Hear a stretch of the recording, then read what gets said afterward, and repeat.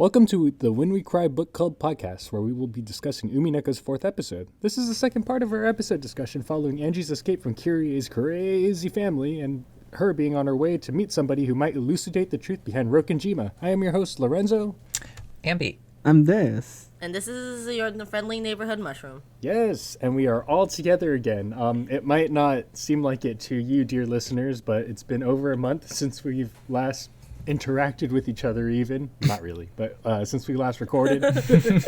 Yeah. And it's been cool. I mean, how have you all been in the past month? Well, I've been doing a lot of stuff, but okay, so I wanted to use my part of this segment to because we didn't record anything in October, and October was the month of Umineko month. Yeah. It was Umineko month. How could we? But that's not where I was going with this. Sacrilegious. Okay, but go on. What's it called? Now my vocabulary is gone, which is great. It's Breast Cancer Awareness Month, which Awareness. is what that's what Des wanted to talk about. October was the Breast Cancer Awareness Month, and because I'm studying shit in that area, I felt like it was kind of like my obligation to also bring awareness to it, because first of all, there are so many screening programs that make it free. It's so it's one of those things that people don't have any reason not to get themselves checked up, because it's free for people above the age of 40. It differs from country to country, but even though I highly doubt that anybody listening to us is over the age of 40, people listening to us might know, most likely know people above the age of 40, and it's it's treatable. And the key thing with breast cancer and with all cancer is it's screening, because and it's just that important, because if you do have a tumor, but if it is found early, then it's really easy to treat, and that is why screening is so important. So you should bring awareness to it to everyone you know that is above the age of 40. Whoa, very cool, Des. That's very good. Very after school special. I love it. Yeah, Des had to ask me if it is true that America had free screening for breast cancer, and we had to Google a bunch of times. And then my first result was, breast cancer screening usually costs $240. And then later on, it's if you're above 40, I think it's cheaper. Or it's not cheaper, it's free or something. Yeah. But honestly speaking, I wouldn't be surprised if in America, life-saving procedures are also cost you lots of money. So, because we're living in a bad country. Yeah, I just feel like that's a universal truth at this point. Good job, America. I know. Yes, good talk. Very informative. So, Ambi, what have you been doing for the past month? For the past month, I just tried to enjoy Halloween as much as I could. Because last year's Halloween was very not as fun. Oh, shitty? Yeah, Okay. yeah. I remember last year Halloween, you called me because you were standing outside for 4 hours because somebody, you needed to jump somebody's car or something. What? Or your own car? My god, that's right. Yeah, my car stopped working in the middle of the night. No. Yeah, amazing. on Halloween night. Yeah, it was really spooky, but not in the fun kind of way. Yeah, I remember. And then you got, that was a really funny night. But I will report one thing for Ambi for everybody else, which is that Ambi and I are currently playing You and Me and Her, which is a good time. Nice. Yeah, that's some good spooky times, because that game legitimately scared me. Nice. Yeah. I was even telling my friend about a short synopsis of the game, a spoiler synopsis, and she's like, "Oh my god, I'm getting goosebumps just from listening to that. I can't play that game." Good. That's a very spooky really game. good. Yeah, much better than a certain other game. Umineko. I don't think Ambi meant to mean. I know deep down we all think it's Umineko. So. And Ambi finished Sayonota, which was also a trip. Oh, nice. Yeah, another spooky game. Wow, all for the month of October? Yeah, and I finished it up by the Halloween this year. I just stayed inside and just did a whole bunch of other video games. I played I replayed Undertale. That was fun. That was really fun. You got it. Yes. Yeah, I love Toby Fox. Nice. Yeah, I just need to get that across. But yeah, that was my month. So then, why don't you marry him, huh? I would if he released more Deltarune. Then yeah, if that's what it took, then yeah. If he released more adultery, Deltarune. the sequel to his next game, or to Deltarune. Yeah, but I'm honestly at this pace, Deltarune is not gonna be done until like way in the future. Make our predictions. What's gonna end west, Deltarune or the book club? Good question. How many chapters are projected? Like 8? I think 7 or 8, Oh. but there's only 2, and the second one came out like 3 years after the first one. Me at Ciconia. Well, that sounds so fun that you played all these spooky games in the month of October. Very festive of you. Yeah. I felt like this Halloween, not just me, but like a lot of other people try to make up for like last year. I know, and it was on a Saturday too, which is like, come on. Yeah. So what have you played, Mr. Game Man? Oh, a lot of games. In fact, I love how every time we talk to Lorenzo's like, guess what fucking games I have up my sleeve, and then just like, I know. it's just like never ending. Honestly, yes, pulling them out one by one. But I have to say, I've been like broaching into IRL games. Oh yeah, didn't you do a lot of escape rooms last time? I was doing that, and now my not to make it my personality, but I've been playing a lot of pinball too. I don't know what it is. Well, actually, I do know what it is. Like before pandemic, the Round One near me had like a bunch of pinball machines, and I was really into it then. But then it closed down, and then reopened, and then I found out that there was a pinball expo nearby where I live. So I went, and I've been going to like all the pinball arcades in the area. It's really bad, but I don't know what it is. It's the flashing lights, the noises, and I don't know why everybody who seems to be like, you know, high profile figures in the community are old white guys who are dweebs. It's kind of funny, but it's That's the opposite. It's the opposite community of the rhythm game community, I say. no, there's a lot of dorky white guys in the rhythm game community. You know what? Everyone's gay in round one. It's kind of weird. I didn't know the gay underground is actually in round 1. Yeah, it's a time. I mean, didn't you go Mushroom Yeah. recently? I mean, I guess last month recently, Yeah. but you went to round 1. The closest round done to us was a 2-hour drive, which we basically drove a whole car of people to go, and then we went all day, and I got to play Waka, which I thought was really good and very fun. Perfect. And I also got to play Sound Vortex, which is kind of confusing, but also fun. Yes. Well, okay, not to be that guy. It's Sound Voltex, which is like completely unintuitive. But yes, I'm so glad that you actually Yeah. those Japanese.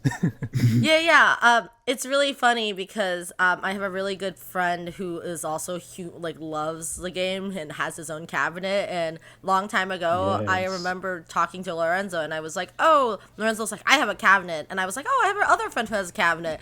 And then when I showed the video to my friend about it, he was like, "Oh, he must be in the Discord group." Oh, I very am. And I was like, I'm glad to know the world is really small. I gotta say, I wish I had a cabinet. No, not the cabinet. we only have the controllers. controller, sorry, not the. My friend is thinking about getting the Final Fantasy rhythm game cabinet, so they're discontinued right now. Yeah, they're like not more affordable, but they're cheaper. Yes, they're just Well, they're also discontinued now, so you better get it before they're all gone. It's actually being I think they're converting it into a different game. So like the hardware isn't rare, but it's just as long as you can get the cab and install the Theatrhythm like software, it should be fine. Yeah. But you should do it. It's more affordable than a lot of other machines. Yeah, but that's that. And I just wanted to share that. And I've already mentioned, but I'm almost done playing Hollow Knight, which I mean by I already beat the final boss. I'm just trying to 120% it. And Disco Elysium, very good. I already said that in the Ciconia episode, but that's it. That's all I wanted to say. Oh, cool. That's on my backlog too. Shit. It's good. Well, if that's all, before we actually start covering Umineko, still on the topic of Umineko, I just want to say that it's funny that we are recording this episode a whole month after the last episode we recorded, but also the episode before this one, which is the first episode of EP4, which is still not uploaded, will be uploaded also a month after the last book club episode we uploaded, which I'm pretty sure it's the biggest hiatus we've ever had. And every time I think about how we still haven't posted a fucking book club episode, I just think back to that one. I just think back to that one comment that was like, if you guys ever stop doing the book club, I'll be left with a book club shaped hole in my heart, and it just breaks me every time I think about that, and I'm like, I failed you, commenter. Yes, excellent pace. But anyway, I think we're done. We're gonna start now. Yay, finally. Let's do it. God damn it, Umineko is so nostalgic now. I can't fucking believe Umineko became nostalgic again after a month of not touching it. This was like, all right, I get to stop listening about these fuckers' lives and get to talk about the meat and potatoes of this. Ah, yes. All right. Real lives don't matter, only fictional ones. You're right. Yep, always. All right, let's get into it. Yay. So, as I mentioned before, Angie is fleeing from the Sumaderas, Kirie's family, after, they're trying to, get a hold of her inheritance. And then we get taken back to the first day on Rokkenjima yet again, at the post-lunch discussion scene where all of the siblings are talking at the dinner table. All the cousins are fucking off somewhere at the beach, I guess. And they're all ganging up on Kraus and Natsuhi. They're asking them, you're telling us that Kinzo's been jerking it to Beatrice in his room nonstop for the past year and hasn't left his room since? And Kraus and Natsuhi accuse the other siblings of trying to bring up the inheritance to Kinzo, which is what they're probably more concerned of over his well-being. And Kirie straight up tells Kraus and Natsuhi that they're suspicious of them and that they think that they're covering up Kinzo's death to retain headship. And from the metaverse, Battler's telling Gretel/Angie, I knew it! Which kind of explains a hole in the mystery where Kinzo didn't necessarily die during the ritual killings on the 4th and 5th of October. Oh my god, I'm so bad at this. 4th and 5th of October. So there's room for an extra person to wiggle their way into the 18 people on Rokkenjima Red Truth party. And Beatrice pops out and she's telling Battler that, oh wow, you did it. You finally figured it out, you big bitch. And Battler goads her into revealing more Red Truth by having her repeat after him. And through this little squabble that they have, Angie/Gretel recognizes the dynamic between Battler and Beatrice. Now that he's actually effectively fighting back, Beatrice needs to switch up her strategy and refrain from handing out red truths like candy. In short, Battler may or may not be correct about the mystery 18th person, and his only way to fight back is by having Beatrice repeat red truth. So between Angie and Beatrice, they clear up the game rules, the goal of the whole thing. It's for the witch to successfully refute the human/trick explanation of the mystery of the island. And if they can't, combat the argument coming from Battler's trick, it was done by humans' perspective, Battler wins. Yeah. By the end of the episode, the human side must explain all the mysteries that happened during the Rokkenjima incident via tricks and not magic, and the witch has a final chance to fight back after the game ends, or the end of the episode, to poke holes in the human theory. Additionally, Beato grants Battler the power to use the blue truth, which is, exciting development. New game mechanic. New game mechanic, yeah. And there's a 1 minute limit to how much time you get to think of a response, which is just so cruel. It's like sadly, Lorenzo and Yuambi weren't there at the finale of the anniversary episode, but Mushroom, isn't a minute way too little time to think of a reply, to think of a comeback? Yeah, it's really hard. It's a time. Yeah. I mean, the thing is like, I don't even think it's a minute when you read to the end of EP4. Like, I feel like when you're reading it, you're like, wow, this minute is sure going on for a really long time. Yep. We're talking about Ryukishi minutes. Like, within the span of 30 seconds, he has like a whole epic written out. So, a minute, more like a week's worth of explanation, I think. About the blue truth, it's basically a weapon for battler used to posit the trick theory explanations that the witch side must answer to with red truth at some point before the game ends. If it helps you to understand like the idiosyncrasies behind the red and blue truth, red truths are vague and meant to have a lot of room for the imagination/magic.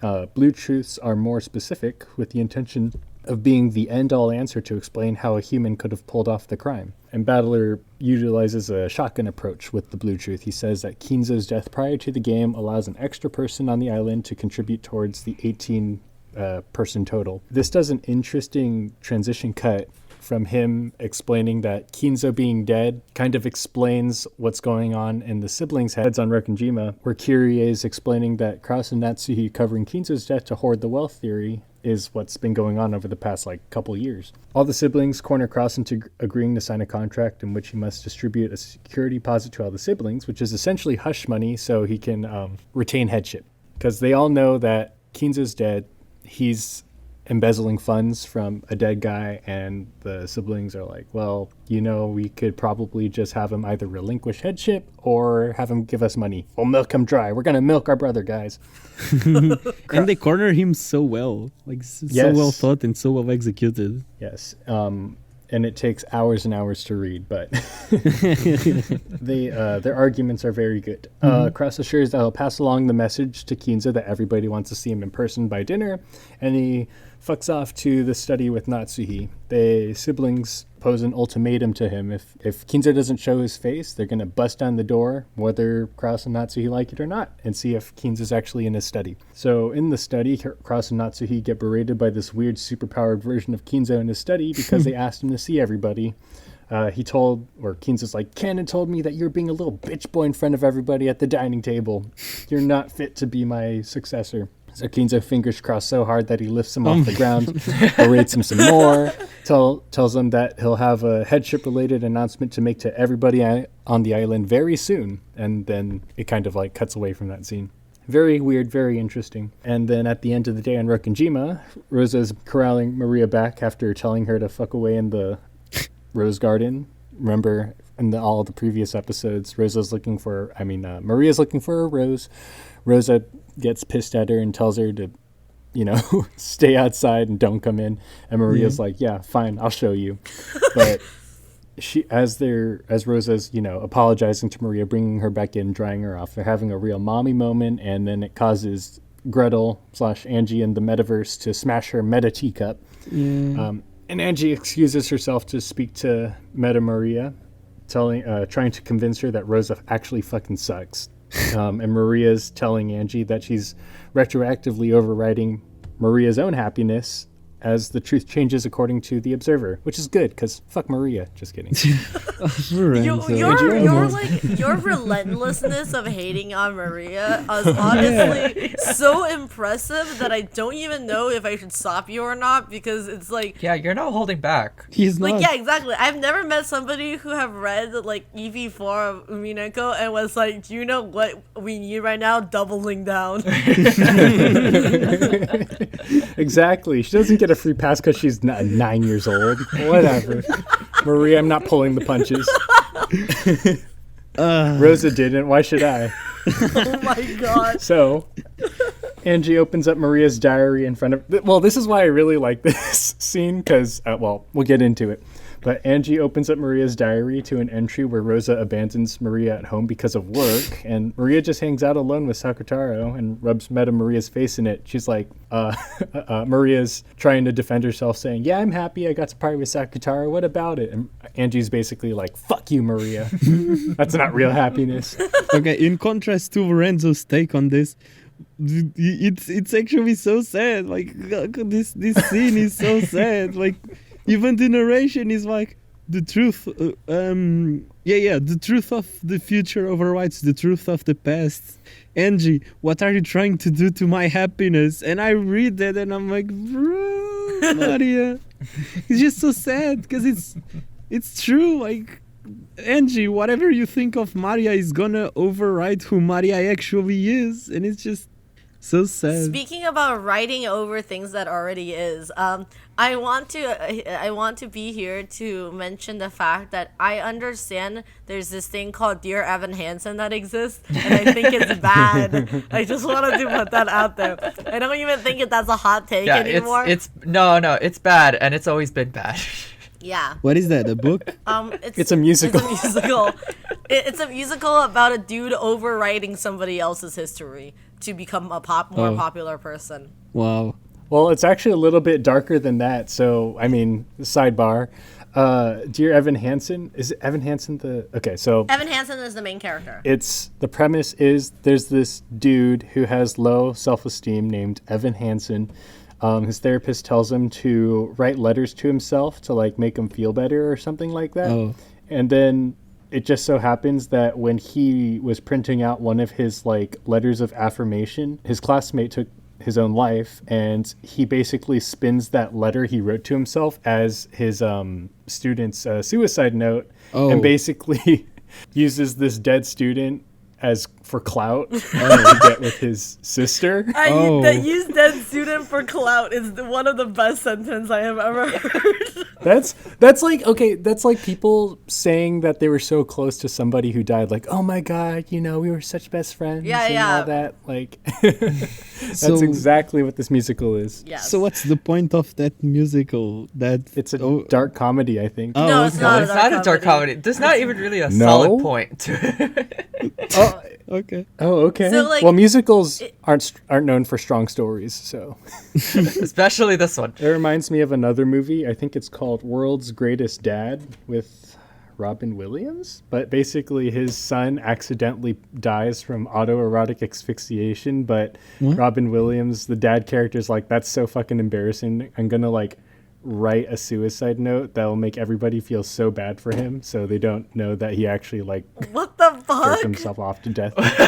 Yeah. That's so fucked up. Yeah. How do they make a movie about that? I don't know. I I don't know. I'll link it to you guys later. But anyways. Another movie thought before we move on from this stupid tangent is that I actually never liked Dead Poet Society. When I first watched that movie, I hated it, and I thought it was so fucking creepy that the guy, like one of his students, wants to kiss a sleeping girl and thinking that's like a really good like carpe diem moment. And I also just always just found like the story to make like zero sense. And then when everybody is like, aye, Captain, and I'm like, where is the emotional connection that goes from here to the end of the movie? And everybody was like, I fucking love that movie. And I'm like, I don't get it.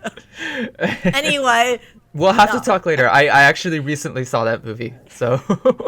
I know nothing about movies. Movies are good. We're about to culture you. Movies are good, especially when they're bad. True. Back to Angie reading Maria's diary. Angie's being like a Redditor on relationship advice, where she's like reading between the lines and coming up with her own truth to like explain to Maria. But Maria is rebuking Angie, telling her that the diary entry is written in a positive light, but Angie puts a cynical spin on it and convinces herself that Rosa sucks and Maria was actually miserable. Angie just comments on every r/relationship advice and just says, that's toxic, you should cut them out of your life. I know, that's toxic. Dump him. Red flag, red flag, red flag. I actually have reading comprehension, you stupid child. This is what you actually meant. As someone who has read Umineko no Nakakoroni. Oh my god. It's just like the Butler and George conversation all over again, where Butler was like, George, why are you not crying, bro? You're cry sad. harder. You are sad. Cry. Big fan of that. And Maria just tells Angie, well, I have the power to spin happiness into any situation. Continuing with the diary entry flashback at Rosa and Maria's apartment, Rosa returns, anticipating Maria to be a huge pain in the ass for her, but she's somehow happy to see her, which is funny because like Rosa's like, what the heck? Why is she happy that I'm back? Hold on a second. I have an interruption. Give me 1 minute. What? Commercial break. Dun, dun, dun, dun. Intermission. So who wants to sell their product? Who has a product to sell? I would like to sell some gamers tears for cream on your face. Dun, dun, dun, Wow. dun. So this episode is sponsored by Ad break. Ray Shadow. who Ray Shadow. Raid Shadow Man. Who would sponsor us? Who would sponsor a fucking podcast about when they cry? I feel like we are unsponsorable because of the fact that like we talk a lot about fucked up shit. Like I think we're not ad friendly if we were ever possibly like to be sponsored by anybody. Yeah, who could we be ad friendly for at this point? I'll ask Manscaped. Manscaped. No, Dollar it's Adam Shave and Club. Eve. It's Adam and Eve, and then we were like, would you like to recreate the end of EP2? Well, good news, we are sponsored by Adam and Eve. What? The very discreet packaging will your family, friends, or your roommates will never know what you're purchasing in them. The cat box. The end of episode 2? the Wait, cat like the box. goat gangbang? No, what are you talking about? Do you know what are you talking about? Episode 2 when she like uses the collar on him and drags him around. Oh no, I was thinking about the goats like absolutely ravaging everybody, but Yeah, go on. what the hell? This is Lorenzo. This is why we're never gonna have. This is a family-friendly podcast. We're What are you never talking gonna about? get advertising. I'm the demonetizing wild card. Anyways, mini break over. Yeah, Audible. Sorry about that. Audible, yes. Oh, because of books. I get it. Oh, It's fine. my Audible God. is not even like you can't even read Umineko on Audible. So what's the point? Oh, that's We'll a crime. make our own Umineko Gold podcast. We will narrate Yo. Umineko ourselves. Speaking of, it's really weird to watch a playthrough or listen to Umineko like on fast forward, because that's what I did to catch up, because the music goes by so fast and it's actually kind of funny. Oh man, not Nightcore Umineko. yes. I should try that too. Yeah, so try not to laugh challenge if you ever speedrun Umineko.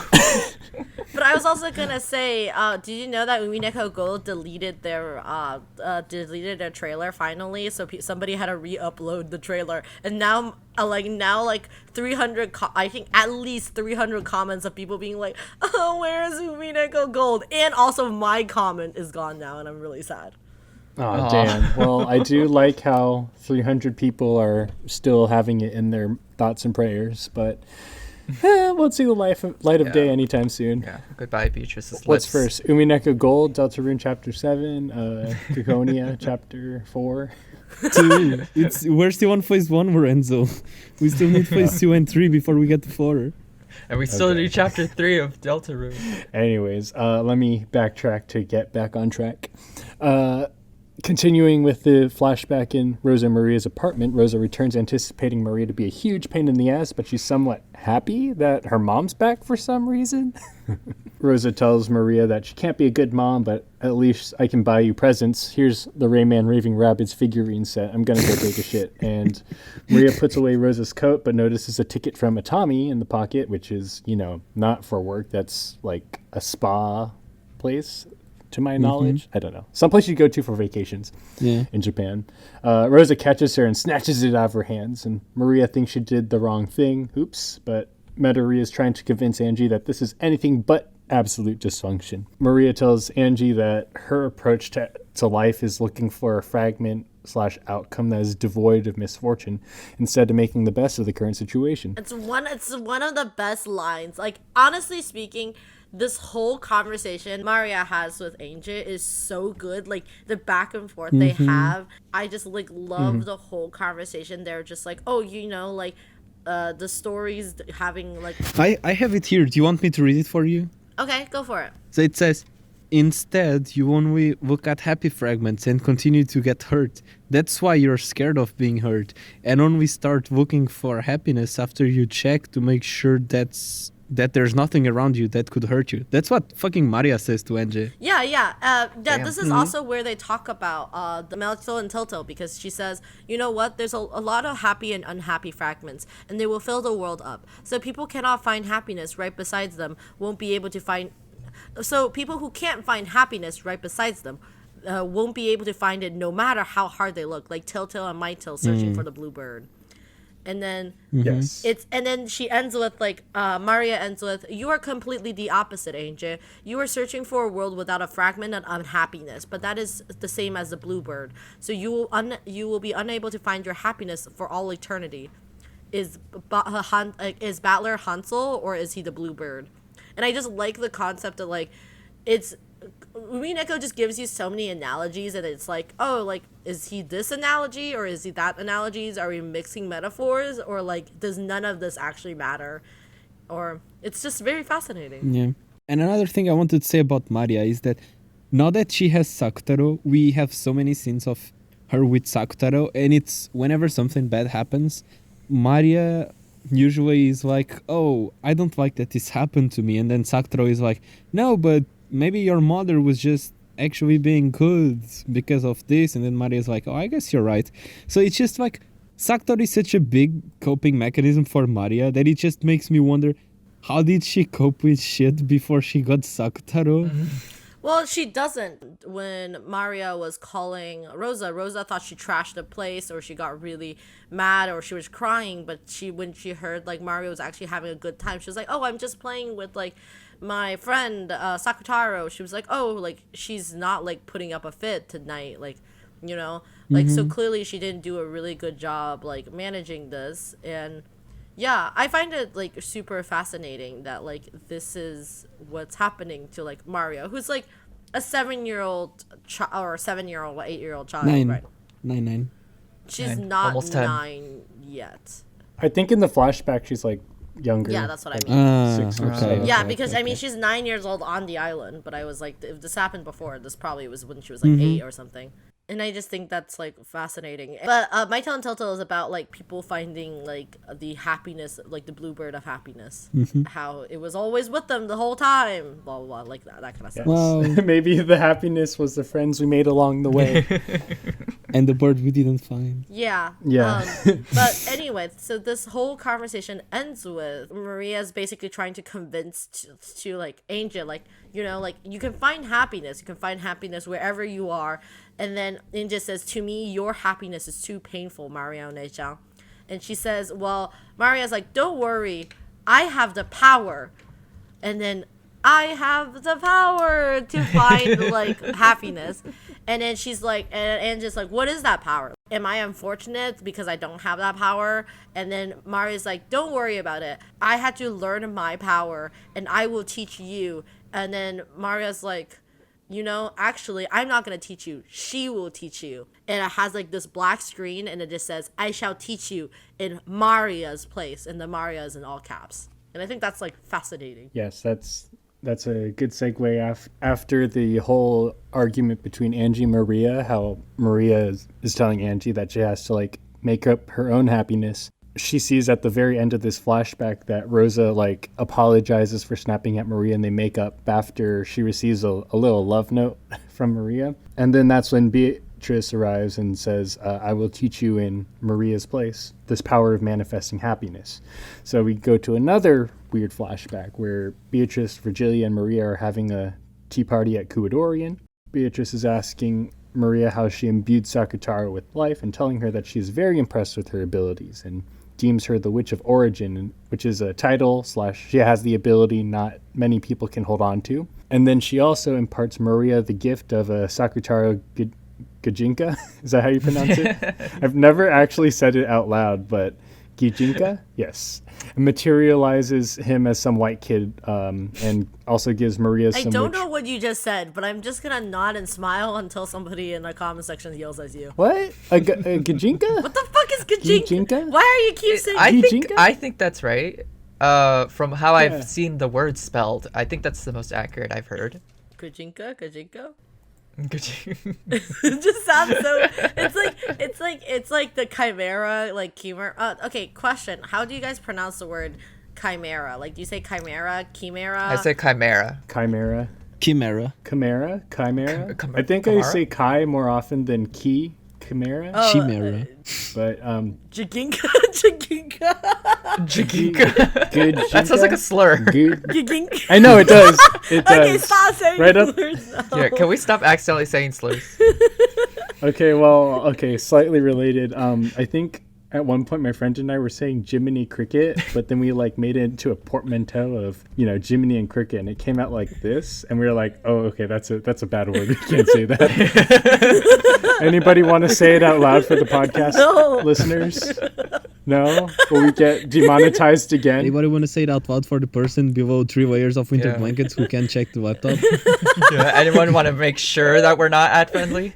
What does They're gonna remonetize us. We're gonna have to pay to put up our videos. wait, I have a question. What does we don't have to say it out loud, but what does the fake slur looking real slur means? What? It's a portmanteau of Jiminy Cricket. But then what is it if you say it out Are loud? you asking like if there's an actual definition? Yeah. No, it just sounds like a bad word. Okay, Des, if you put Jiminy Cricket together and you say jicket, doesn't that sound like a slur? Like something that you would get canceled for? It's like a Cockney slang. Like it's like I imagine like some like Australian person or like will yell it, and I would just be like, "What did you just say?" Sorry. Slightly related, but we went to go see a concert. It's called Mega Bog, and they are not popular in the Oceania region because apparently bog means shit. So like, it sounds like mega shit in like Europe. But they're very good. Look them up. Mega Bog, everybody, or giant shit. This is so Mega Bog. We are going on the weirdest tangents. I know. Sorry. Let's continue. It's been a month. We're just getting it all out there. All we know is that Beatrice imparted Maria the gift of a Sakutar Gajinka. And then, Sakutar gets this little white boy form, and Maria gets this witch attire, which is very cool looking. Whoa, you saying good things about Maria? God damn.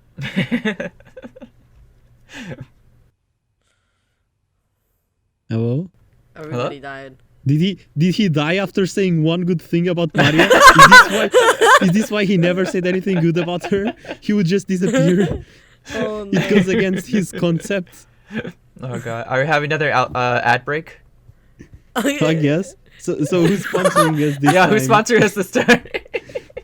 So what kind of ad breaks do you want to do? Okay, I have a question. So HelloFresh is about foods, right? Yeah.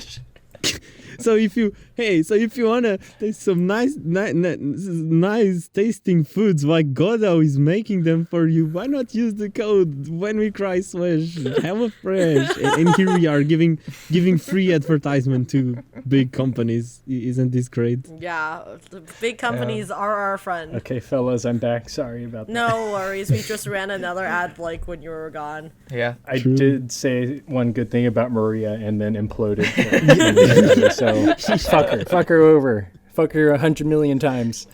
That's right. Okay, now I'm back. Let's see. At that tea party between them, Maria assures that she'll show Angie how to use magic to find happiness as well. After all, they've done it before via the mariage sociaire, if that's how you pronounce Yeah, it. Maria Sociege. I don't speak French. I don't speak French either. But Well, if it's French, it would be something like mariage sorcière, I think. it's a lot yes, of more hustling. throat. Yeah, exactly. Okay. Marriage sorcier. That was like the most white way you could say it. Exactly. The right way, right? In the present, Angie's meeting up with a weirdo professor who is obsessed with the Rokkenjima incident. He tells her that Ava sold a bunch of Kinzo's occult stuff since she couldn't cash out on her family's life insurance. It brought worldwide attention to the incident since Kinzo was hoarding so much rare shit, and it put an occult twist on the mystery of the island. The Rokkenjima fandom calls themselves witch hunters, and they're trying to explain what happened on the island. We get a little bit more of exposition. Since the incident on the island to the present day, at least 2 different messages in a bottle with comprehensive diaries detailing the events of the murder ritual on the island washed ashore. Wait. and Before you go too far, I just remembered that I wanted to mention this because we missed it. Maria gets a fun clothes because now she's the Witches of Origin, and now she wears fun clothes. Yes. Anyway, continue. Yes. But I can't say anything good about her, so whatever. But yeah, Angie's like meeting with this weirdo who says that 2 different messages in a bottle washed ashore. They all have these weird comprehensive diary entries about what happened on Rokkenjima. They all start with, they list everybody's names who was on the island. And then at the end, it says that everybody dies, the witch is revived, and Rokkenjima is thrown into the Golden Land. All of them were written by the same person, but signed off with Maria's name. It isn't Maria's handwriting, according to Angie, since she has her personal diary. Even though the bottle messages have the same premise, the order and manner of the killings are different between the two, but the ending is the same. So it's kind of like filled with details where it probably is somebody who used to be on the island, but they can't say for sure. And the nature of the bottle messages, since they're also like detailed and like depraved written, like it kind of makes the incident on Rokkenjima be like a premeditated crime. Mm-hmm. And apparently the outcome of the island and the incident is a complete mystery for some reason to the world outside Rokkenjima, and even access to the physical location is restricted. Ava was the sole survivor of the incident, and she took whatever happened there to the grave. She's not going to tell anybody. It's really weird because in the bottle messages, it details her murders as well. Like, she dies according to these diary entries, but she somehow escaped. So maybe something went awry and she isn't actually the culprit. So, and Angie's like, you bitch, like, I'm never going to know what happened in the islands, huh? So fuck me, right? Angie wraps up her conversation with this professor. I think his name's like Utsuki. Yeah, and he gets a Sprite. Oh, Otsuki. Yeah, and he even has a Sprite, which is pretty exciting. I know, right? Not everybody gets a Sprite, but whatever. Angie finishes her conversation, but not before having the professor confirm that the bottle message handwriting and the message from Beatrice and Maria's notebook are the same. What? Yeah. And she also calls him an incel, and then hightails it out of there with Amakuza as the Sumideras are after them. My favorite conversation in the fucking professor conversation is when Angie's like, hey, professor, do you believe in witches? And he's like, yeah, aren't all women witches? And I was just like, what's the funniest fucking conversation possible? I know Angie makes a quip about that, but I can't recall it at the moment. She claps back somehow. Yeah, no, I think it's just very funny. But also another thing is that the group that investigates about the whole Rokkenjima incident is called Witch Hunt, which is great because it is actually a nod to the Witch Hunt translation group, the American side of or I guess like Western English like translation group for Witch Hunt. Shit, that's right. Because they were translating it real time, right? Yeah. And then they called themselves witch hunters. Yeah. So they're called the Witch Hunt. So Ryukishi actually mentioned this, I think, in his interview with the witch hunters after EP4. They were like, "Oh, like this is me like nodding to like the community." He's like, "I did not know that my work could have been even read by anybody, but especially by people who are overseas." Like he was super happy, and this is how there's the happy marriage of Witch Hunt, the translation group, translating for Ciconia. So, yeah. I didn't realize that the whole conversation was sort of a nod to like everybody like around the world translating and interpreting Umineko. Yeah. Oh, another really cool thing in this conversation is that they like mention all these like ideas and which also happens later, and it's just it's not only a conversation that Angie is having with the professor, but also just like Ryukishi talking to his fans, and I think that's really adorable, and also kind of mean, but like this is less mean so far. Yeah, I like how he establishes his own in-universe fandom. I think it's really adorable. Yeah. Anyway, let's continue. They hightail it out of there because the Sumideras are still after them. Yeah. In this scene, what's it called? What's the white-haired guy called again? The professor or Amakuza? Amakuza. I always forget his name because I look at him and I just think Nightingale. I never think Amakuza. But anyway, so Amakuza, I always thought of him as kind of like a lackluster character in Umineko. But like in this reread, I kind of like him a bit more. I think his interactions with Angie are kind of charming, and he reads like a Rose Guns Days character. He does. Which is also Cool. He's actually gets better and better throughout like EP4. Like it's like a scene that comes up later is one of my favorite scenes that he has with Angel. But he's massively cool, very swag, and he plays Mzaki every single time you ever see him. So Yes. How could you not like an Mzaki, man? like Mzaki sounds like something that would be in Rose Gun Days. I think it is, but I'm not sure. Well, anyway. Good job, Amakusa, being a guy. just being Wow. being Angie's, like, I don't know, chauffeur. Getaway driver, chauffeur. Yeah, doing the bare minimum. Yes.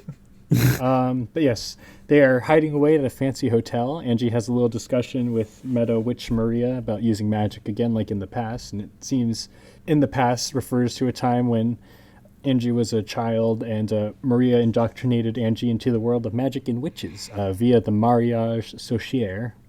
More throat, please. Mariage sorcière. Marriage sorcery. Sorcery. Okay, yes. Yes. The marriage of sorcery. We can go with that. Yes. Oh, is that what it's? Oh, fuck. I don't know. This Well, whole time. the actual is that what it was? The meaning of Mario Associage is it's actually just it's like a sorcerer's marriage. It's a marriage between sorcerers, but Okay. it's just a bunch of them. The French was really throwing me off, but thank you for elucidating that, everybody. Good work. High fives for everybody. Maria refreshes her on the basics, how humans are inherently anti-magic, and she basically needs an arcane focus in Maria's spellbook. At first, Angie considers using the beads in her hair as a focus because they mean a lot to her, apparently. Wait, wait. but- We're covering this part? Wait, Yes? I thought this was material for the next episode. I didn't read this. Oh, sorry. Well, I went by 6 chapters of the playthrough, but we can stop earlier if we want to. This is only 5 bullet points, so Okay, then keep yeah. going. It might jog your memory too. It's not inconsequential, but It will not, but you can keep going. yes. Anyways, yeah. So they're in the hotel room.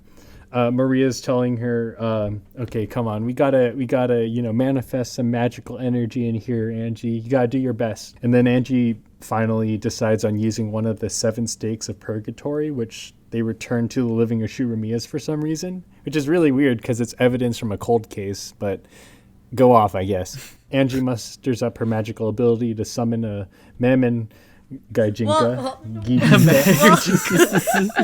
Is that just the word of the day? It's like could you please use it in your emails today? Use it 5 times in your everyday words. But no, I was gonna say this is really important because the reason why Angel actually summons Mammon, the 5th sister, is because that's the only stake she has with her. Oh, is Mammon the one that is always shipped with Yes. Angie? Yes. Yeah. Yes, she's good. They're the lesbians. Gotta love my So lesbians. yes, I gotta love my lesbians. she gets or Angie manifests her form, and she almost gets killed, but because she put on a scorpion charm from Maria, she's okay. And now Mammon is now Angie's servant and girlfriend. Woo! Yay. Gal pals. She also requests that her they're just roommates, okay? They're in the same hotel room. They're roommates, okay? But she also requests that the other 6 sisters also be summoned, and goads Angie into using more of her magic, and they have a little demon steak party in the hotel room. Whee! And Maria and Sakutara welcome Angie back as a true witch. And with that ends our spoiler-free discussion of Umineko, unless anybody else has anything to chime in with. Yeah, I was gonna say there's something really interesting about this section, which is that they first summon Mammon, and then Mammon is really, really pissed to see Angie. She is literally going to attack and kill Angie. Why?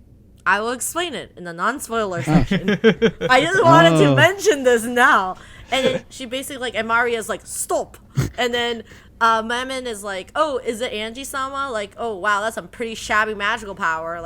Are you really Angie-sama? And they're it has been a long time, ma'am, and I haven't seen you. And basically they basically have some weird banter, and then Mammon ends with well, I guess we're here now, and I'm furniture, and furniture is furniture, so, you know, I'm being happy to be used.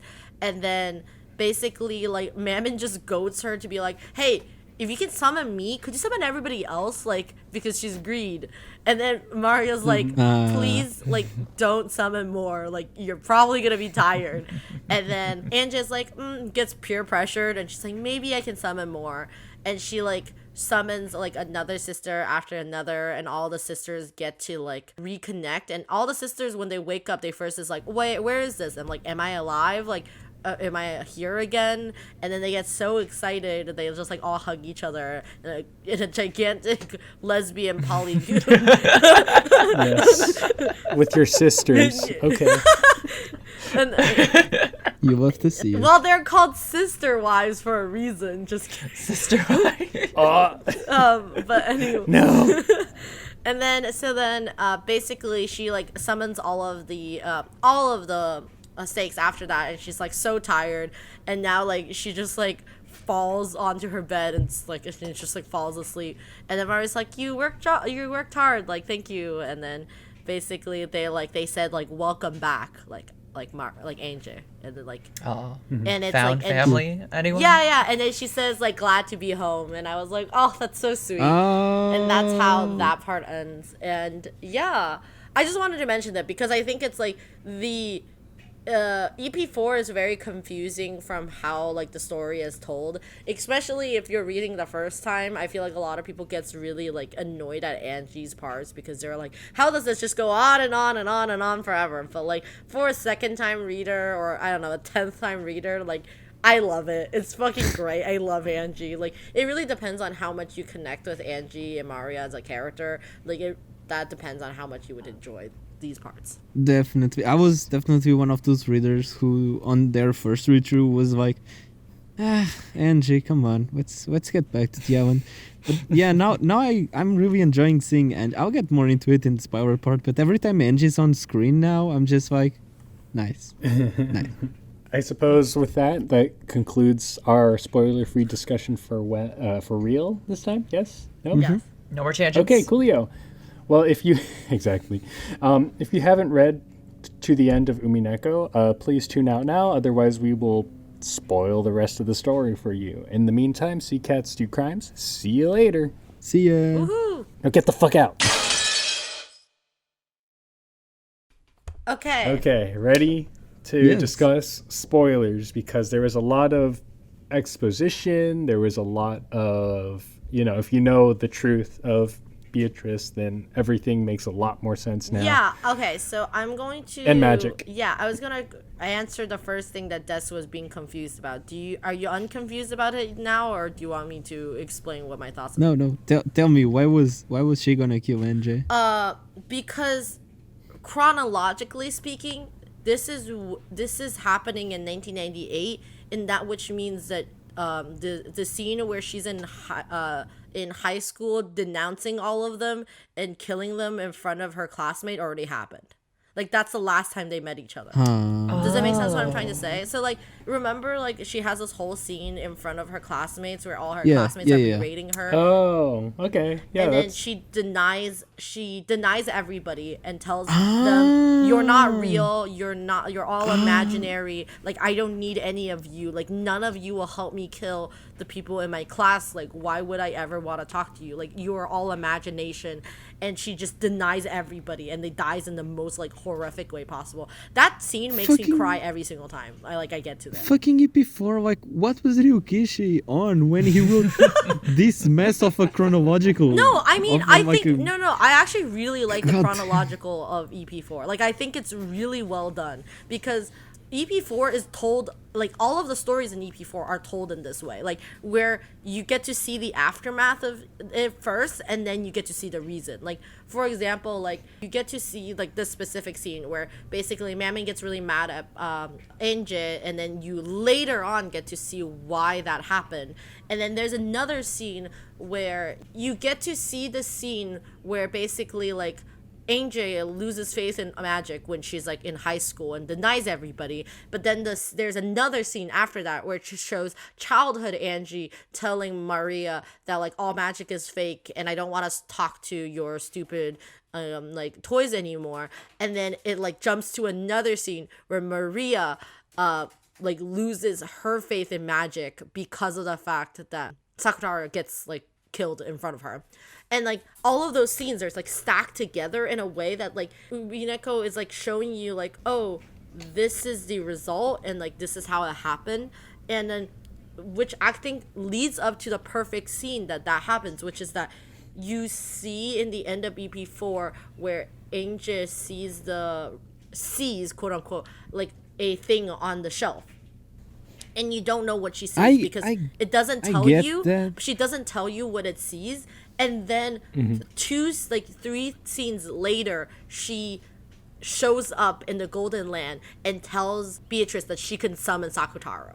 So like that, like it's like the way how the story, like how EP4 is structured, like gives you like the solution of something and then shows you like the process. I don't know how to explain it, but like it like really makes sense on a second, like on your future reading, but like doesn't make sense when you're first reading it. Oh, not at all. Yeah, and that's exactly why I don't like it. Because like I get what you're saying. Showing the aftermath first and then how you got there. That's a writing technique that's used very often. But my bone to pick with it is that it's so poorly indicated where everything happens chronologically that a first time reader shouldn't be that lost, right? Well, no, it does tell you when it happens. Like, you know, like she's now 18, like you know that she's now 18, and everything that happens in her high school happens when she's a student, which is when she's not 18. So then if you like thought about it, then you're like, oh, that comes before that. Like, still, I think it's too confusing. I mean, it's confusing. Yeah, it's true. It's true. But I remember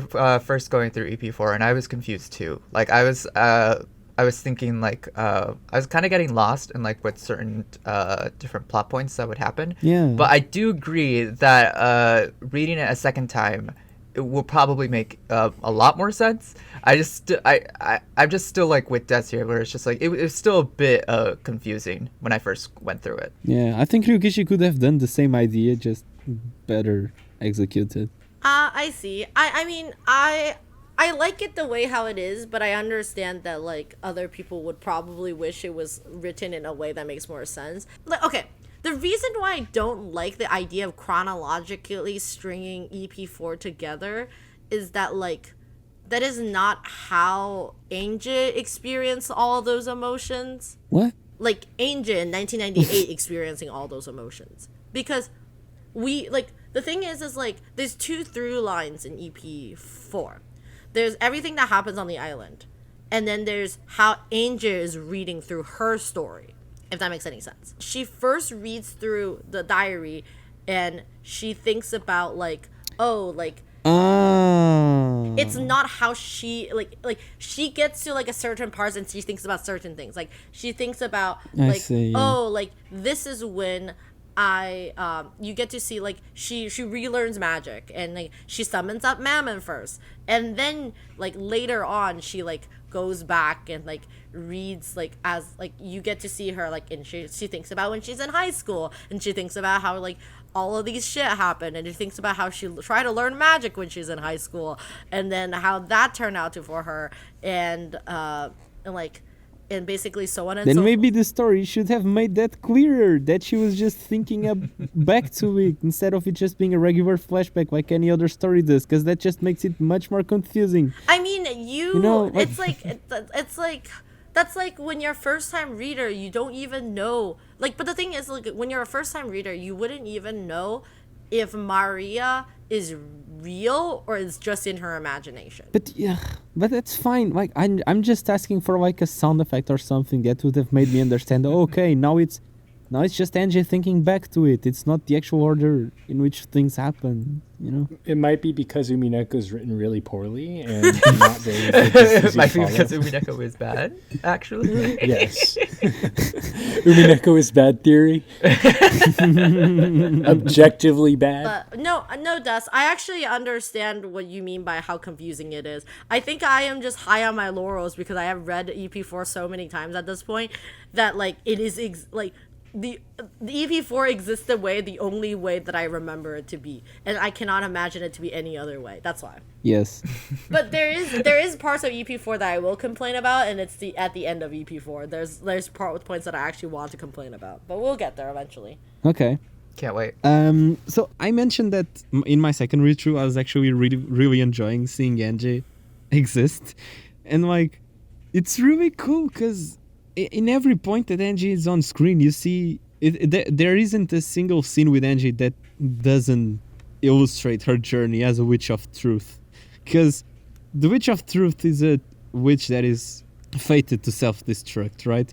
Because it's a very self-destructive route, being a witch of truth, and you see so many examples of that. Like, was Okonogi actually being her friend, or did he plan to sell her out? Did Eva actually ever care for her, or was she mean from the start, right? And it's just this bunch of... It's very black and white. It's just this bunch of unanswerable questions that she just has to live with. And then you get to the part where she's just speaking with Maria, and where she's just forcing her views onto Maria's, to being like, Maria, you're seeing this wrong. Like, your mother is being mean to you. Like, do you not see this? That's just a perfect illustration of a witch of truth right there. Like, she just to a witch of truth, there is one truth and one truth only, and that's what leads to their downfall. And it's just really interesting to see it. Yeah. Angie is a tragic character. Yeah, I was also gonna say this because I think Des, you mentioned about how in Maria's situation, Sakutaro is the person who always like tells her like, oh, look on the brighter side, like see the happiness in your life. It's really interesting because when you mentioned that, I realized that Sakutaro to Maria is exactly the same as Maria to Angie, because like after all, like all of these people are just like imaginary, and like Maria is the part of Angie that understand, like it's the part of her that rationally understands that she shouldn't be like hung up on this forever, and then maybe she should move on, but at the same time, like something that you can like rationally understand does never overwrite how emotionally you feel. Like, you can rationally understand like, oh, like maybe I shouldn't feel this sad about this, or I shouldn't be this mad about something, but like you cannot control your emotion.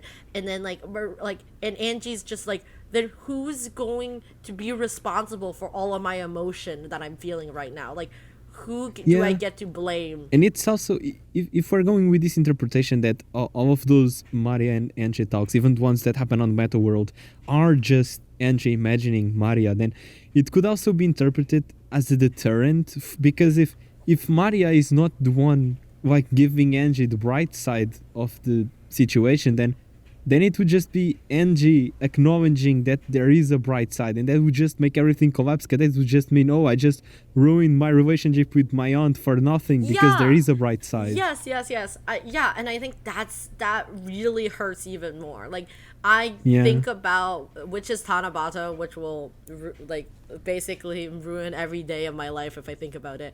Like, I think deep inside of Angie, she understands that like she probably had a hand into ruining Eva, and she doesn't like. How do you even reconcile with that? Like, do you reconcile with the fact that like now you're both monsters? Like, congratulations, you fucked it up. And even if you wanted to do something about it, there's just nothing to be done now. Eva is dead. Yeah.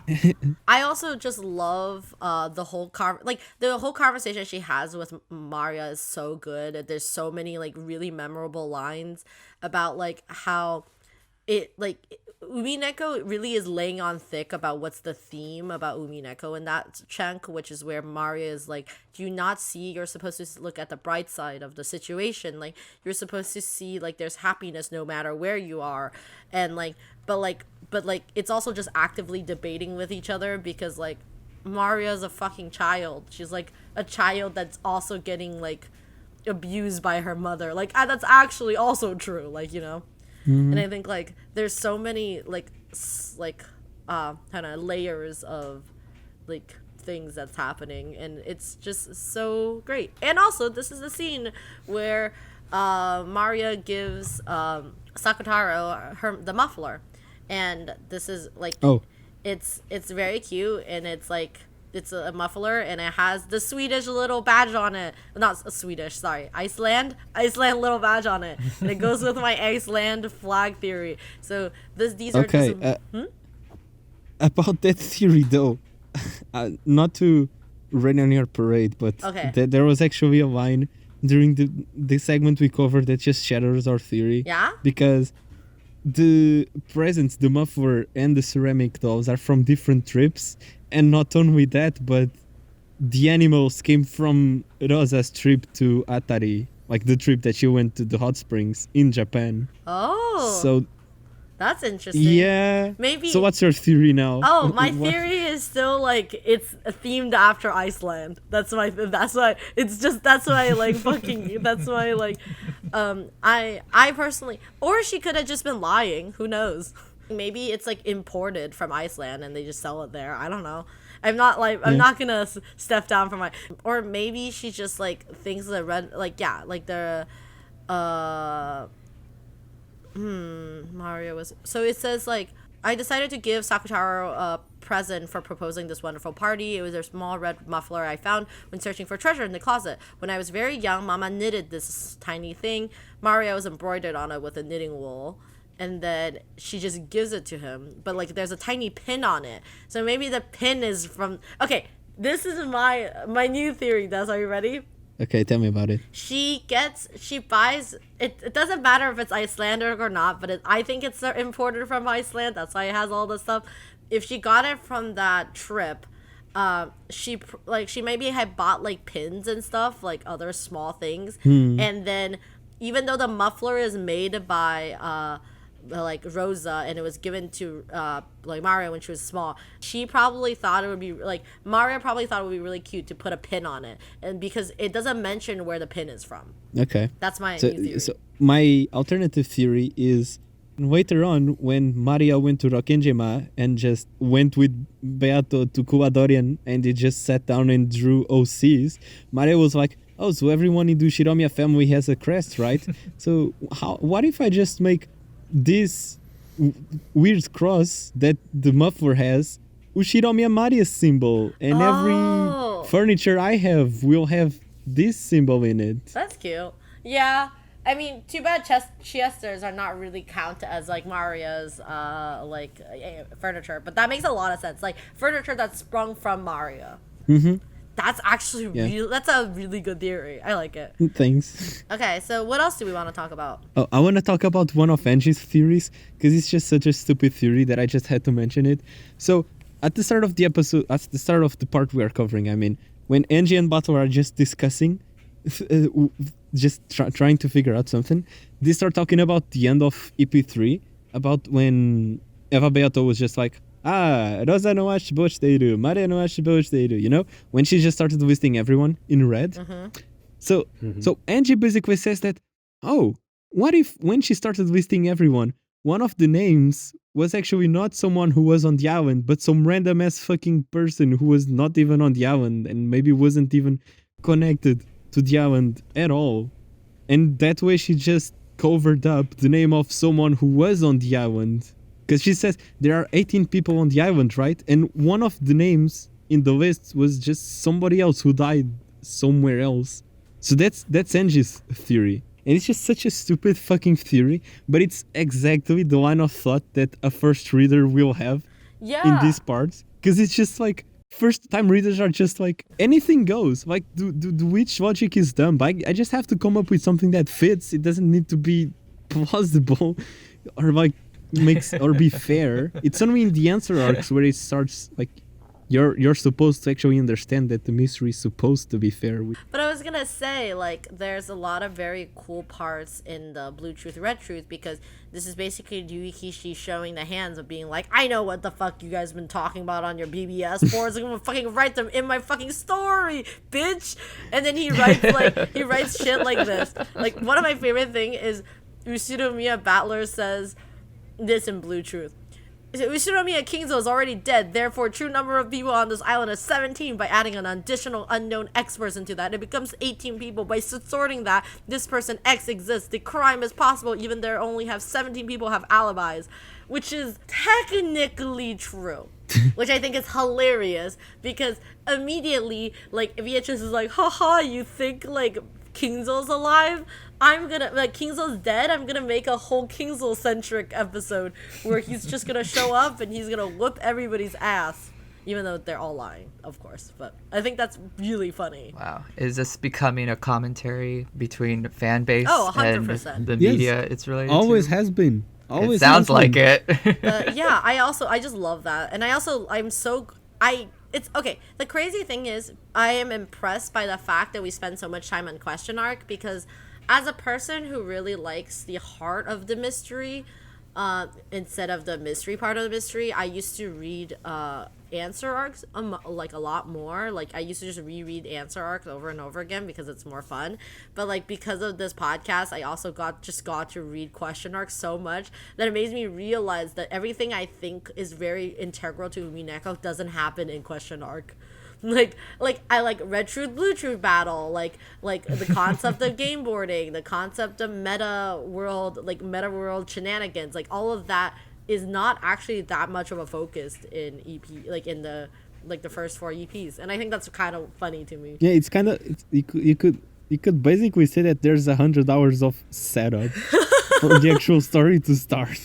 Yeah, for me, I always forget that a lot of the through line of Umineko is Angie's story. Yeah. So going through the first question arcs is like fascinating, because it's like, oh, I'm actually attached to this character now, and I want to see her get like her conclusion, or like her character arc in a sense. And then it makes me realize, oh, that's kind of like the whole point, especially in the answer arcs. Speaking of Angie, Mushroom, remember you saying that Angie isn't that helpful of a piece? Yes. Like, I was reading this part of the episode and I was just like, how the fuck, where did Mushroom get that idea from? Because like, Angie is literally the MVP. She comes in, she pressures the witch into giving Butler the blue truth, and manages to make Butler change his way of thinking from shooting a straight arrow to just shooting a shotgun, which at this point I don't even remember what the metaphor is supposed to represent because I read this a month ago.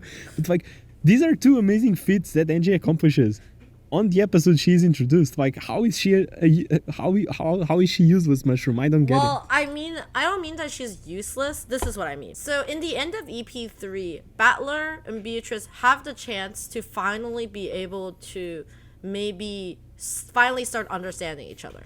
So like, there's a difference between, like, okay, so there's 2 things that Battler needs to understand. There's the heart of there's the heart, and then there's the trick of the mystery, like heart and trick.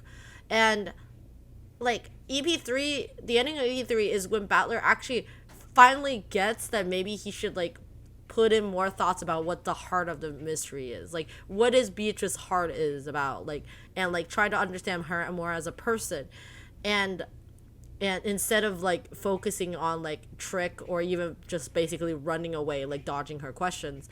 And the thing is like, Angel shows up as more of like an acceleration for Battler to basically like, they just put the gas to the pedal, the pedal to the metal type shit, where they accelerated the trick part of the mystery, but like kind of made Battler being like, well, now you will never be able to trust Beatrice. Like, now now you can see her again. She's a cruel witch. And like, on top of everything, like, it just pushes Battler away from like potentially understanding Beatrice, and just like, and I think like that's why in the end of EP4, Beatrice just kind of gives up. She's like, fuck it, this is not worth it anymore. He will never remember, he will never understand, and I'm sad. So like, that's what I mean by, I don't mean she's useless, I just mean like, she's useful for other reasons that's concurrent to Battler and Beatrice's goal. So you're saying Angie making the story go faster makes Butler less prone to understand Beato? Is that Yes. what you're saying?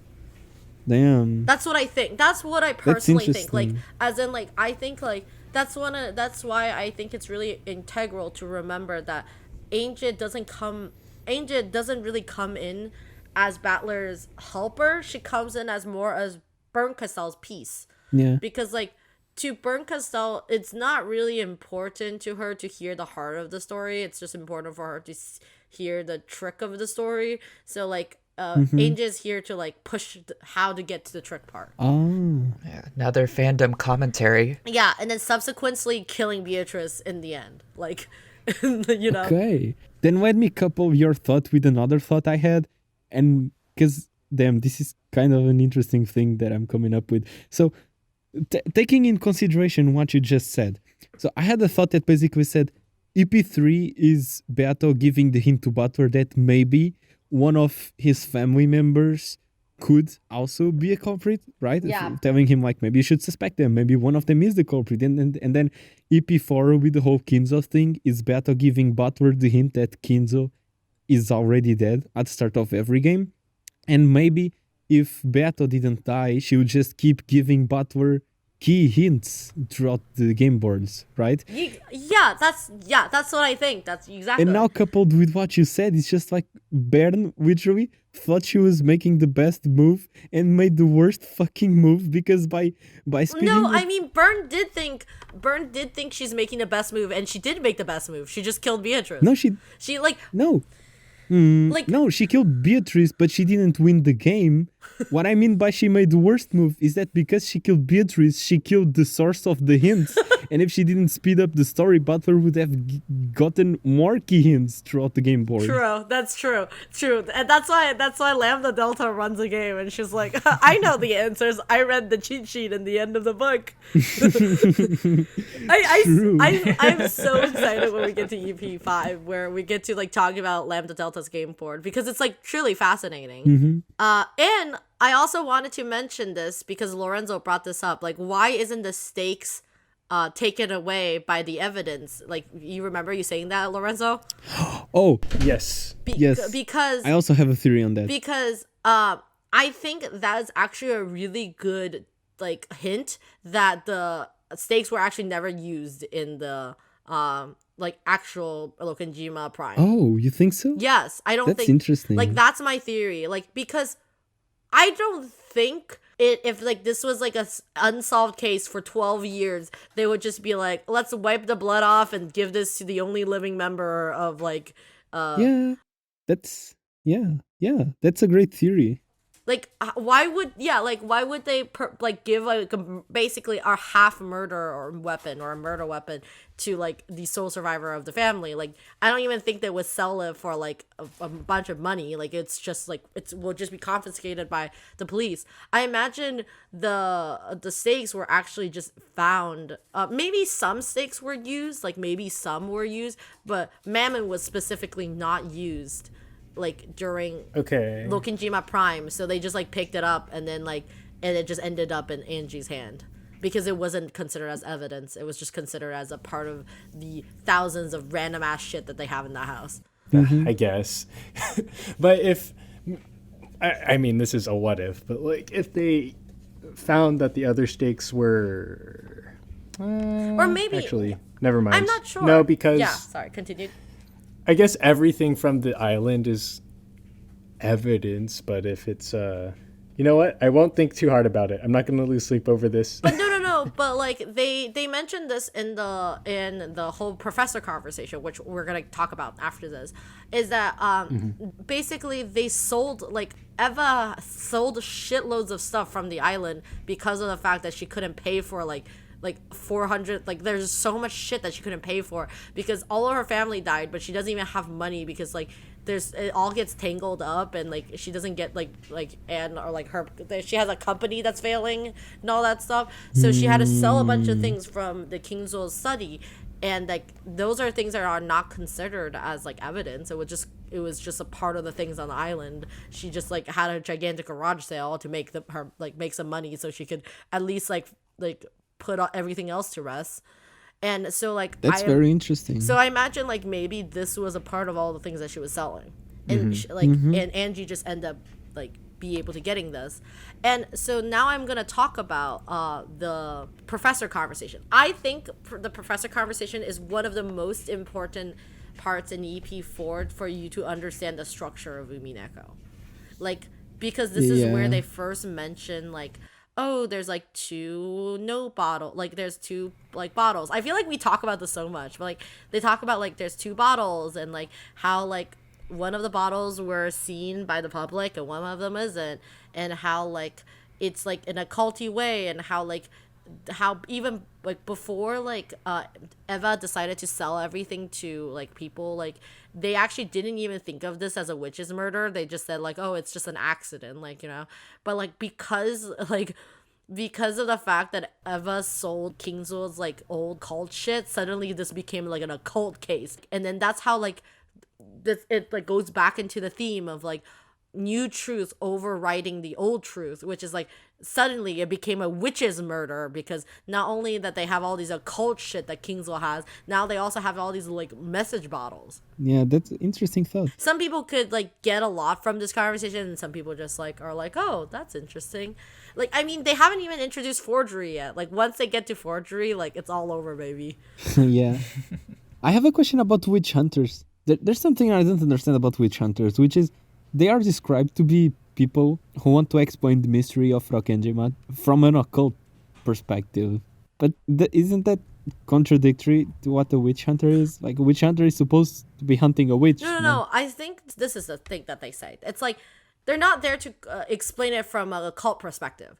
They're just people who are enthusiasts that like who want to explain it in a way, like if they're just enthusiasts. Like, so they said the Rokkenjima Witch Hunter is the name of a group of witches who are trying to explain the truth of the crime from a cult perspective, discussing the mystery that surrounds Rokkenjima, and they basically, it's just a bunch of enthusiasts. A witch hunter doesn't have to hunt and kill. Like, you could just be like, oh, I'm like if you're a bird, like if you're like a bird watcher type, like you're not there to like shoot birds down, you're just there to look at birds. Yeah, you're a bird watcher, not a bird hunter. There could be witch watchers. Yeah, like I mean, like wouldn't you, like the idea is like to hunt a witch, isn't it to kill a witch, isn't the first part is to find a witch first?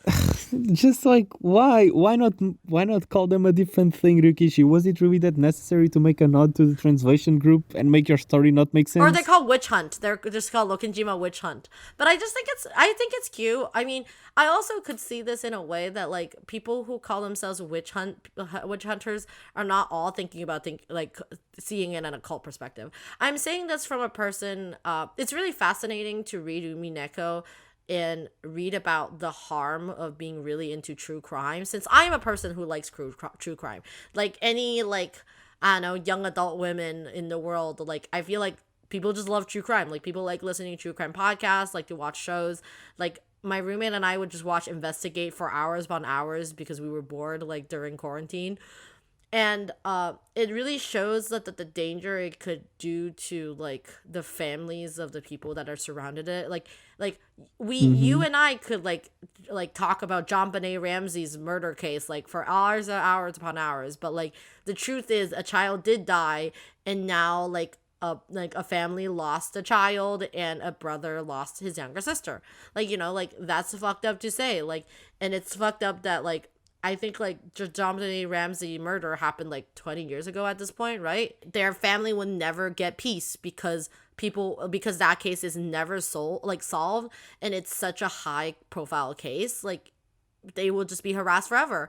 And there's plenty of like true crime murder cases like that, like, and a bunch of redditors on r/true crime is like going to be talked about it forever, you know, and like thinking about like, oh, could it be this person, or could it be like this like trick, or like could it be like even like a supernatural force? Umineko was so popular they made it in real life. Yeah, like it's really interesting because like, for example, like everybody else listened to Serial, like the podcast, and then like how like lots of people debate about theories on r/Serial, and it's like I don't know. There's like one thing to just be like kind of interested in a true crime case, and like there's another thing for you to start building theories of real life people who are not convicted of any murder, who are just going to live on their everyday life, like having like somebody really important in their life dying. Mm-hmm. I don't know. That's my 2 cents in the thoughts of Witch Hunt, which is that like I think he's trying to say something really interesting and poignant, and I think.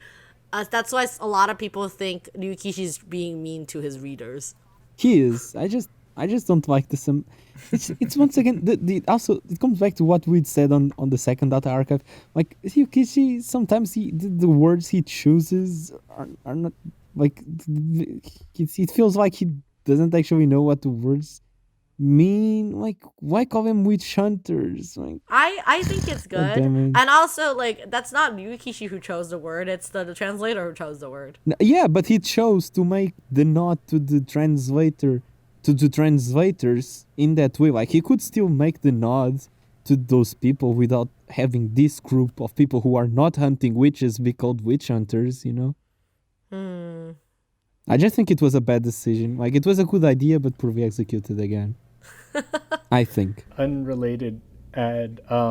The point about Ava taking the incident of Rokkenjima to the grave and never telling Angie, and Angie being like, "Oh, she fucking bitch! Like she's never gonna tell me what happened."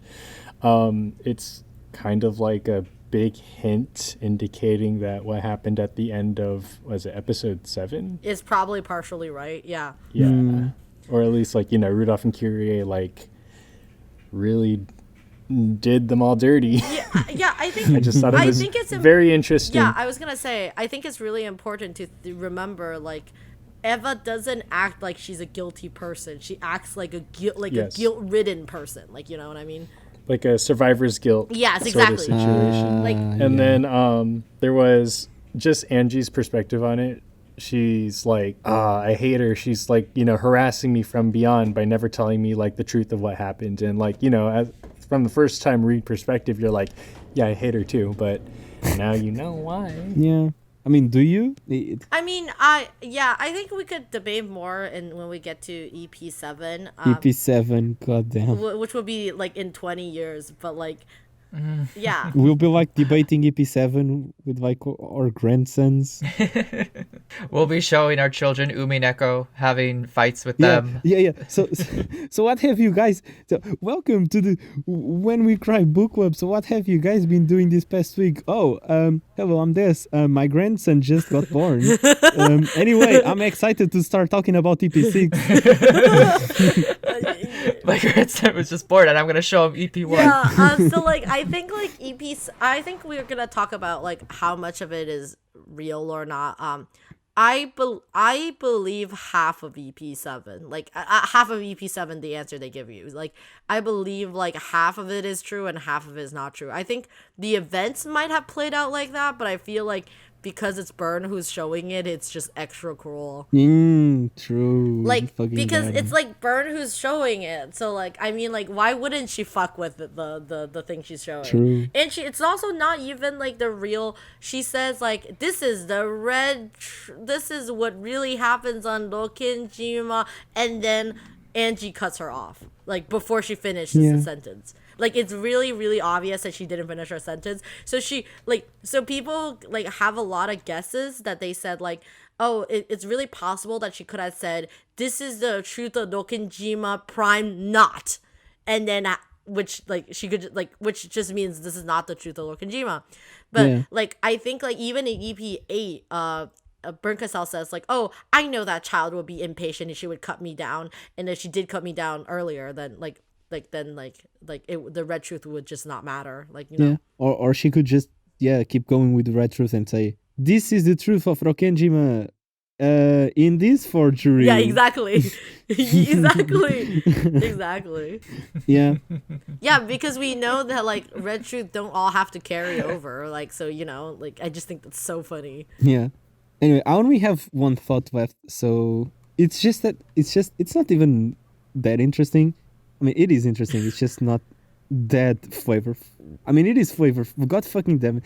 So it's basic, is what I mean. but I like it. Which is just that because we see Maria and Beato drawing their OCs and talking about magic in Kuwadorian, I just like to think that in one of Maria's visits, Sayo was just like, hey, you want to go for a walk and maybe do witch stuff where nobody can see us?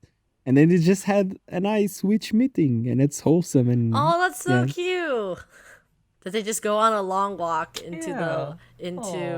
Kuwadorian. Yeah, and I also like the fact that because like Virgilia shows up and you're like, oh, it's Kumasawa. Kumasawa showed up and was like, oh, what's he doing? Yeah, and it's also interesting because her mother also went into Kuwadorian. It's just like mother and daughter, Yeah. both of them invited into Kuwadorian, in meeting different versions of Beato, who are also mother and daughter.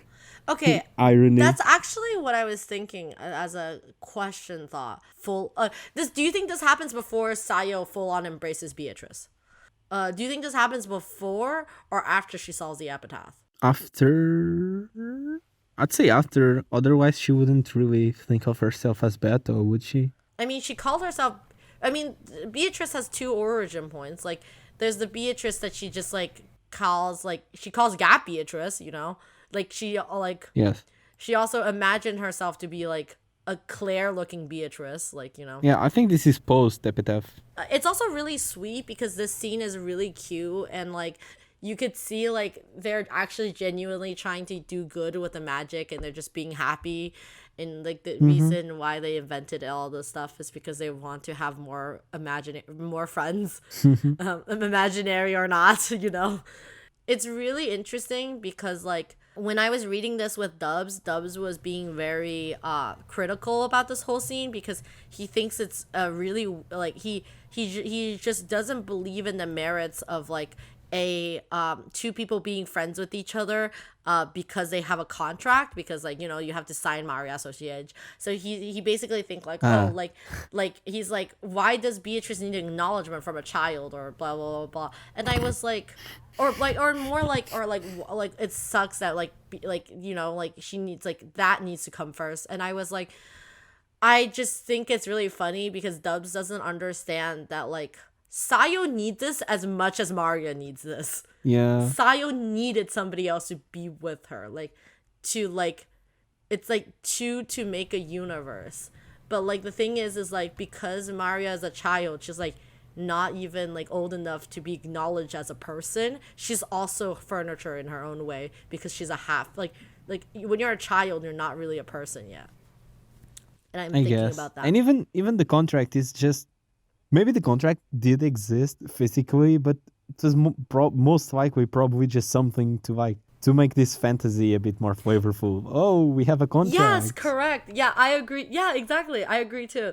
I think it's more just like, oh, and now we are like bonded together. It's like those cute things that like people would do like as Like a secret club. yeah, like a secret club. Yes. Yeah, it's little kid logic. With gajinkas. Stop fucking saying Kajinkas. Because the notebook is just like a bunch of sketches. Yeah, that's what happened. She's like, oh, I'm going to make this whole like contract as our secret club. This is what Sakuchara is going to look like when we put magical power in him. This is what you look like as a witch. Yeah. This is what the demon stakes look like when you use them as furniture.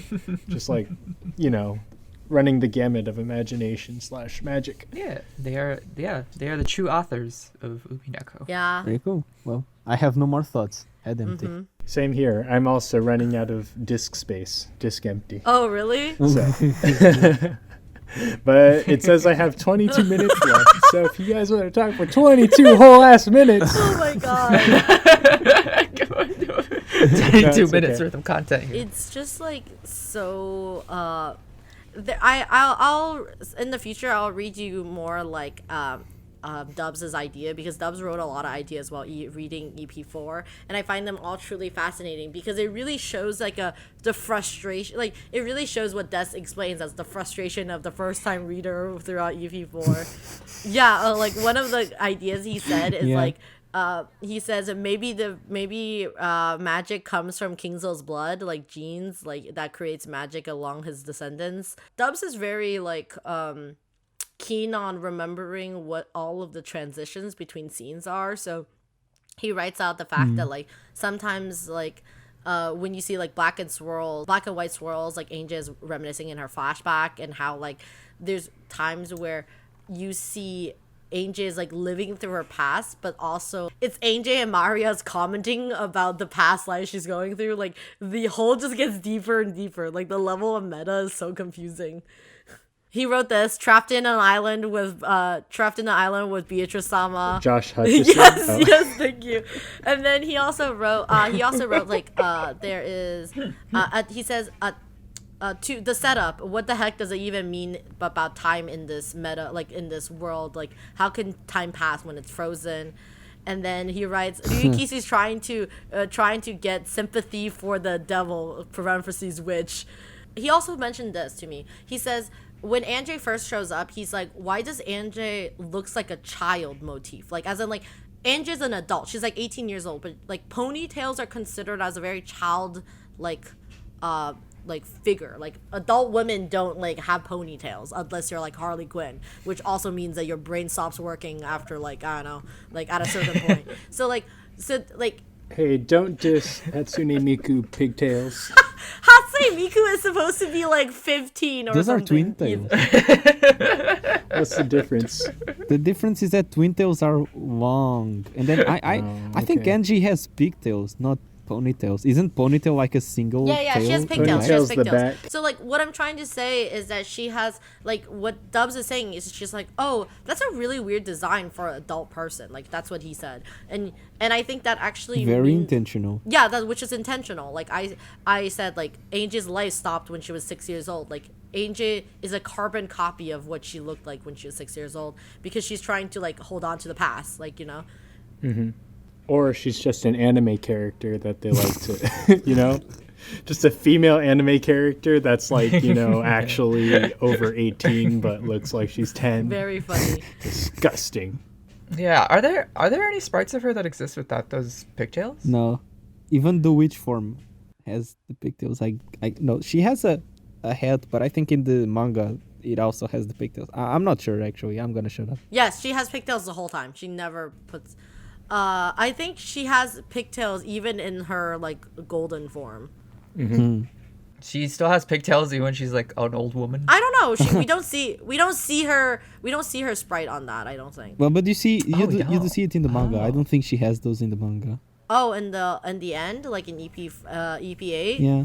Yeah, like the very end. In the VN, I can guarantee you there is no sprite. But I think I remember seeing a manga panel where it's Sado Tenchi and she doesn't have the pigtails. I mean, I would be happy that she finally was able to like let her past go in a very gentle way. Like I feel like to her, like that is like in a way shedding identity. It's a part of killing like Angel as a character, like as a person in her mind. Yeah, she's got to let her hair down. Well, I let you down here. I am sorry. I think it's really fascinating how good Umineko is because it's just so confusing how like Ryukishi did this. Like I'm like, how did you do this? It's so confusing. It's good.